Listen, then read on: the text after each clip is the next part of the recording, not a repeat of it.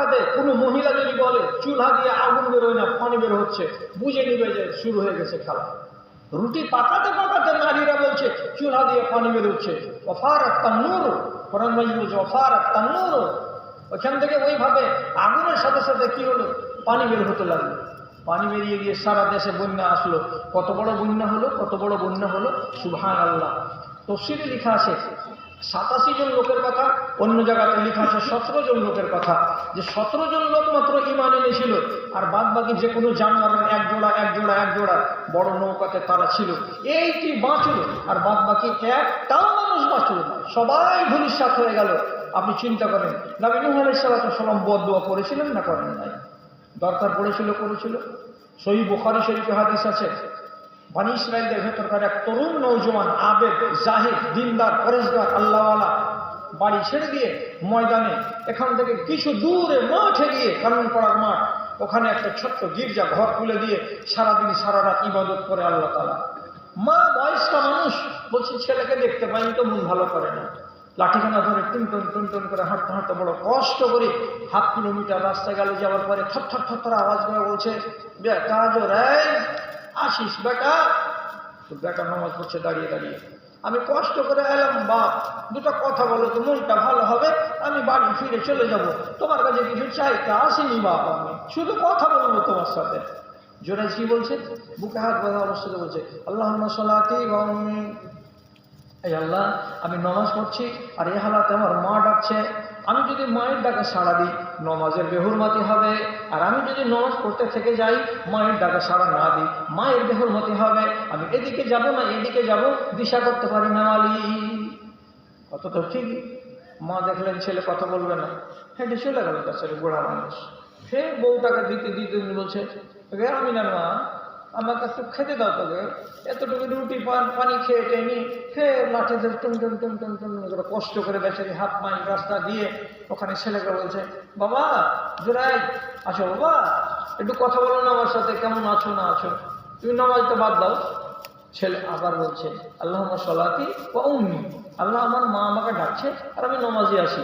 তাহলে 2 দিন হয়ে গেল, 3রা দিন গেল। মা যাওয়ার পরে বলছে, বেটা কথা বলো না, কয়বার করে আসবো, কোন টাইমে আসতে গেলে তোমাকে ফাঁকা পাবো, যখনই আসছো তুমি নামাজে তো নামাজটা বাদ দিয়ে একবার আমার সাথে কথা বললে হবে না? ছেলে নামাজও ছাড়ে না, মায়ের সাথে কথা বলে। 3 দিনের দিন মা তখন বলল, আর কত সহ্য করবো যে আল্লাহ, ছেলে যখন নামাজই থাকবে আর আমাকে পাত্তা দিবে না, তো আমি তো মা বলে কথা, আমার কাছে তো কিছু পাওয়ার টাওয়ার আছে। সাথে সাথে মায়ের জানে খেদ হলো, বদদুয়া মুখ দিয়ে বের করে দিল ছেলের নামে। বুখারী শরীফে 3 জায়গাতে হাদিসটা আছে, 3-এর থেকে বেশি জায়গাতে আছে। কি বলছে, আল্লাহুম্মা লা তুমিতুহু হাত্তা তরিয়াহু ওজুহাল মায়ামিশে, এ আল্লাহ আমার এই ছেলে জুরাইজ যে ইবাদতে মগ্ন আছে, একে তুমি মরণ দিও না, অতদিন পর্যন্ত মরণ দিও না যতদিন পর্যন্ত আমার ছেলেটার কোনো একটা বেশ্যার সঙ্গে তার নটঘট হবে, এমন ঘটনায় ইলজাম তার ঘাড়ে লাগবে এবং গ্রামবাসীর লাঠি আর চপ্পল তার উপরে না পড়ে যাবে, ততক্ষণ পর্যন্ত ছেলেকে মরণের মুখ দেখতে দিও না। 4টিখানি বদদুয়া থোড়া করে হলো। বেশ্যার অমনি অপবাদ দেবে, আর সে অপবাদের জেরে গ্রামবাসী তাকে মারবে, পিটবে, জুতা পিটবে, লাঠি মারবে, ততদিন পর্যন্ত তুমি মৌত দিও না। 9 মাস পরে ওইখানকার এক মহিলার পেট থেকে বাচ্চা ভূমিষ্ঠ হলো। তো বলে, এই ছেলে কোথায় পালি? এই মহিলা এমনি করে ইশারা করে বলে দিচ্ছে, ওই যে গির্জা ঘর, কুড়ে ঘরে একটা ছেলে থাকে, ওই ছেলেটার পাশেই আমি আমার মহিষ, ভেড়া, ছাগলগুলো চড়াতাম, সেই আমার সাথে কুকীর্তি করেছে এবং আমার পেটে বাচ্চা এসেছে। গ্রামবাসী আর রেহাই দেবে? লাঠি ঠেঙা নিয়ে সব চলে গেল ওখানে, কিছু জিজ্ঞাসাবাদ নেই। ঘরখানাকে আগে গুড়িয়ে দিল, দিয়ে দেওয়ার পরে একে মারলো, আর মেরে কতটা মারলো, হাতটা আদমাও হোক, এর শরীরকে ক্ষত বিক্ষত করে দিল। আর দিয়ে যখন থামলো যে আর মারিস না হে, যথেষ্ট মারা হয়ে গেছে, তখন লহু লাহান শরীর নিয়ে খুব করজোড়ে, খুব মিঠা শব্দে নিরীহ হয়ে বলছে, আপনারা যে আমাকে মারলেন, কেন মারলেন ভাই, কি ব্যাপারটা? তো লোকে বলছে, তার যুগ লাগে, তুমি এত বড় বোকার বোকা, বেকুবের বেকুব, তুমি এই মহিলার পেটে বাচ্চা জন্ম দিয়েছো হারাম উপায়ে, আর এই মহিলার থেকে নাজায়েজ বাচ্চা পয়দা হয়েছে আজ 4 দিন হয়ে গেল, আর তুমি বলছো যে আমাকে তোমরা মারলে কিসের জন্য? বেচারি ওই অবস্থাতে আল্লাহ রাব্বুল আলামিনের উপর কতখানি তার ভরসা ছিল তো দেখেন। 2 পা 4 পা করে এগিয়ে যে মহিলা বাচ্চাটাকে কোলে করেছিল ওর কাছে এলো, আসার পরে ও আসার আবে ইসমাইহি এমনি করে শাহাদাতের আঙুলটা দিয়ে বাচ্চাটাকে একটুখানি হালকা করে গুঁতো মারলো। যেমনি গুঁতো দেওয়া, বাচ্চাটা তার মায়ের দুধ খাওয়া ছেড়ে দিয়ে এমনি করে তাকালো, আর যেমনি এর দিকে তাকানো তখন ইশারা দিয়ে বলছে মান আবুকা ইয়া বাবুশ, এ কোলের বাচ্চা, যাকে আমরা দেশের বাংলায় বুধা বলি, এই বুধার আরবি হলো বাবুস, এই 3 দিনের কচি বাচ্চা। আমি তোমাকে জিজ্ঞেস করছি, বলো তো বাবা, তোমার জন্মদাতা বাবাকে, তোমার জন্মদাতা বাবাকে তুমি জানো না চিনো না বলো তো? ছেলেটা মাত্র 3 দিনের, এই 3 দিনের ছেলে মায়ের কোলে থেকে উত্তর দিয়ে বলছে ফুলানুন রাইয়াল গানামি কানা ইয়ারআ উম্মি, এই লোকটা আমার বাবা নয়, আমার মায়ের সঙ্গে সঙ্গে আর একটা ওই পাড়ারই ছেলে যে সারাদিন সারা রাত মাসকে মাস ছাগল চড়াতো, ভেড়া চড়াতো, ওই ছেলেটা হলো আমার বাবা, এই ছেলেটা আমার বাবা নয়। মায়ের কোলের বাচ্চা সাক্ষী দিল এটা আমার বাপ নয়। গ্রামবাসী ভুল স্বীকার করলো, বাড়িটাকে সুন্দর করে ইট পাথর দিয়ে বানিয়ে দিতে চাইল, কিন্তু জোরাই বলল কিছু লাগবে না বাবা, কিছুর দরকার নেই, আমার যে খেড়ির ঘর ছিল সেটাই থাক, বাকি থাকলো কথা এই তোমরাও শিখো আমিও শিখলাম। এত দুর্গতি কেন হলো?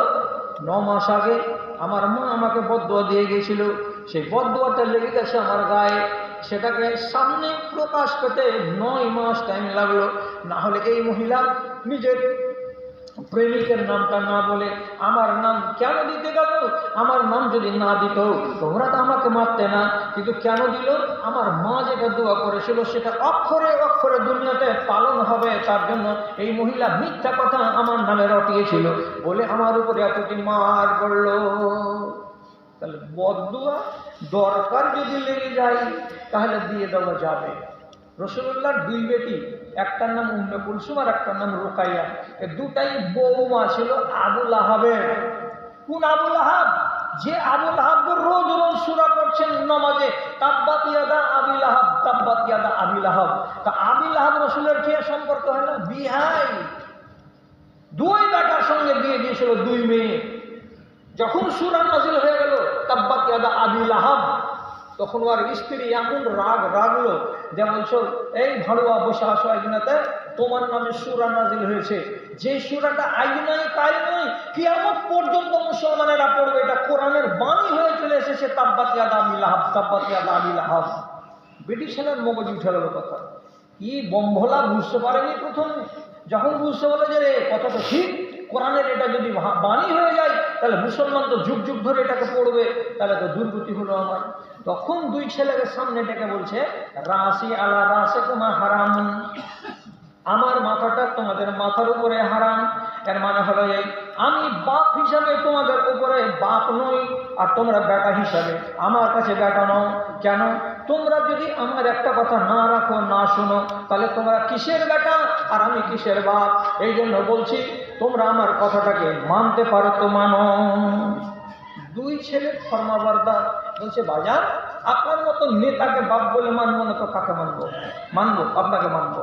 ওই যে আমার কাজটা করে দেয়, কি কাজ করতে হবে? ওই যে মুহাম্মদ সাল্লাল্লাহু আলাইহি ওয়াসাল্লাম এর 2 বেটি আছে, তোমাদের 2 ভাইয়ের কাছে তুমি একটা মেয়েকে নিয়ে আসো, তুমি তোমার বিবিকে তালাক দাও, তুমি ওটাই না বড় ছেলে, তুমি তোমার বিবিকে তালাক দাও, আর আজকে তালাক দিয়ে মুহাম্মাদের বাড়ি তার 2 কন্যাকে পৌঁছে দিয়ে আসো, আর বলো যে তোমার 2 মেয়েকে আমরা ভাত দেব না। এটাও নিজে ও দুটা তালাক দিয়ে দিল, ওটাই বাও তালাক দিল, কিন্তু তালাক দেওয়ার সাথে সাথে বাপকে রাজি করার জন্য হাঁটতে হাঁটতে চলে গেল রাসূলুল্লাহর কাছে। রাসূলুল্লাহকে বাইরে ডেকে বললেন আপনার বেটিকে তালাক দিয়ে দিয়েছি, আপনি আমার বাপের সম্পর্কে এরকম কোরআনের আয়াত করছেন? তাব্বাত ইয়াদা আবি লাহাব বলে আমার বাপ কিসে কম আপনার থেকে? সারা মক্কার লোক তাকে নেতা বলে চিনে, আর এত মেধা সম্পন্ন মানুষটাকে আপনি এইভাবে কথা বলেছেন, আর কোরআনের আয়াত নাযিল করেছে আপনার আল্লাহ। দিয়ে লান টান করে উঁচু নিচু করে বেশ কিছু ভাষা শুনিয়ে দিল। আর দেওয়ার পরে নিজের রাগকে সামলাতে না পেরে রাসূলুল্লাহর মুখের সামনে গিয়ে থুথু নিক্ষেপ করে দিল। কত বড় জালিম! রাসূলুল্লাহ শুধু এটুকু বললেন, বাবা আমার মেয়ে তোমার বাড়িতে থাকবে না, ঠিক আছে। আমার মেয়েকে তুমি তালাক দিয়ে দিবে, ঠিক আছে। আমার সাথে তোমার চলবে না, বলবে না, ঠিক আছে। কিন্তু এত বাড়াবাড়ি কেন? তুমি যদি আমার মুখে থুতু না ছিটাতে তাহলে কি হতো না? বলছি একবার নয় 10 বার ছিটাবো তোমার মুখে থুতু, তোমার মতো মানুষকে আমরা দেখতে চাই না। যখন এই ক্রোধ ভরা শব্দ এর মুখ থেকে বারবার বের হতে লাগলো, রাসূলুল্লাহ যে মানুষ ছিলেন নিজেকে আর সংবরণ করতে না পেরে মুখ দিয়ে একটা কথা বের করে দিলেন, এটা দোয়া নয় বদ দোয়া। কি বলছি? এটা দোয়া নয় বদ দোয়া বলে দিলেন। কি বদ দোয়া দিলেন? আল্লাহুম্মা লা তুসাল আল্লাহুম্মা সাল্লি আলাইহি কালবান মিন কিলালিকা। এ রব্বে কারীম, আমার সামনে যে কুকুরটা খাড়া হয়ে আছে, এই কুকুরের জীবনকে মেরে দেওয়ার জন্য জঙ্গলের কোন একটা কুকুরকে তুমি নিযুক্ত করে দিও। জঙ্গল থেকে কুকুরটা এসে এই সামনে দাঁড়িয়ে থাকা কুকুরটাকে যেন সামনে দেয়, একে যেন শেষ করে দেয়। দেখলেন দুয়াটা কত সাংঘাতিক। 3 মাস পরে আবু লাহাবের বেটা মক্কার যুবকদের কাফেলা নিয়ে সিরিয়া যাচ্ছিল ব্যবসা করতে। তো এই কথাটা গিয়ে আবার রিপোর্ট করলো ছেলে নিজের বাপকে, বাজান থুথু চালিয়ে দিয়েছি মুখে, আর বদলা চুকিয়ে নিয়েছি, আমি কোনো অংশে কম করে রাখিনি। তখন বাপ বলছে, কিছু বলছিল নাকি রে? বলছে হ্যাঁ বলছিল। কি বলছিল? ই তো মোটা ভজনের কথা বুঝে না। বলছে যে বললে আল্লাহুম্মা সাল্লি আলাইহি কালবান মিন কিলালিকা। তখন আবু লাহাব এমনি করে কপালে হাত দিয়ে বলছে, ইয়া আল্লাহ, কোন কাজ হলো রে, কোন কাজ হলো রে? কেন যে বাজান তোর বারাত মেরে দিয়েছে, নবী মুহাম্মদের মুখ থেকে যে বদদুয়াটা বেরিয়ে গেছে, তোকে